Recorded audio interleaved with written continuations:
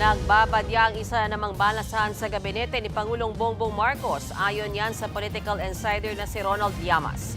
Sa programang Una sa Lahat, sinabi ni Llamas na kadalasang nagkakaroon ng balasahan sa gabinete kapag pababa ang approval rating ng Pangulo. Pagpapakita raw ito ng handang mag-adjust ang Pangulo sa issue ng taong bayan. Tingin ni Llamas kasama sa mga posibleng palitan ay mga kalihim ng ahensya na hindi masyadong nakakapag-perform. Meron pa nga raw lumalabas na unlucky 9 o siyam ang nanganganib na mapalitan.